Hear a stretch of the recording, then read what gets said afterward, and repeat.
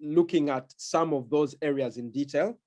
And but before we do that, I thought it would be good to share where you see the information. So the business plan is the first source at a high level where you read about this. But what is within the business plan, or would be attached to a business plan then, and included within a data room, if you're going to do due diligence, we certainly educate our entrepreneurs at Kane on preparing a data room for investors. You'd expect to see a pitch deck. You'd expect to see a summary of a business plan or of the business. You'd then expect to see the financial model, which you'll scrutinize.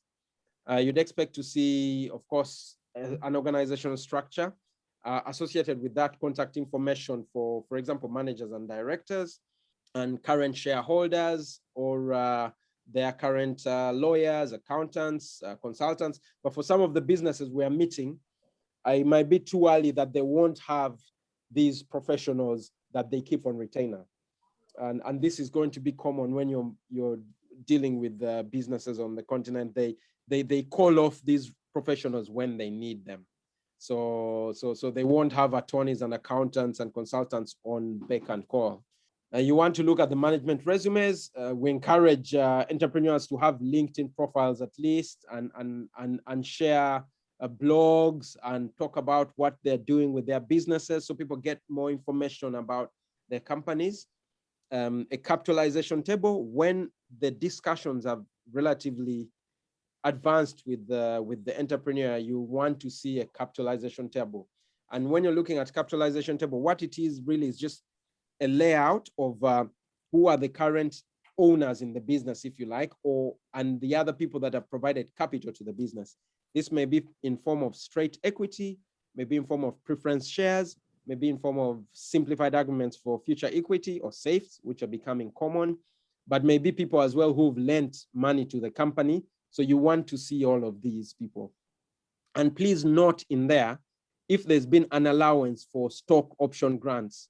Usually these are given to employees to incentivize them to stay with the company, because for some of these companies, because they don't have as much money to pay their employees, you incentivize the employees through stock option grants.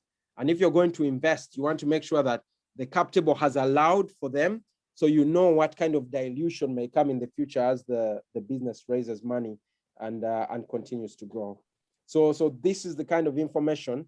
Maybe what is not included here, but that I thought about when I was looking at this material was, depending on the type of technology or the way the business operates, you'll want to see some kind of maybe technology or operational model. And that will be things like, okay, where is the business located physically? What kind of machinery or tech or software do they use? What kind of processes do they use when they operate? Have these been written down such that there is ease of continuity?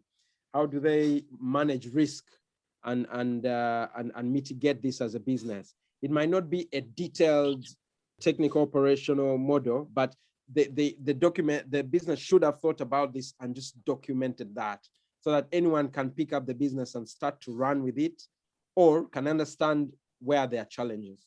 Now, of course, I must caution that this will depend on where in the cycle and how mature the business is, but they might just still be refining their processes and maybe have not yet written them down.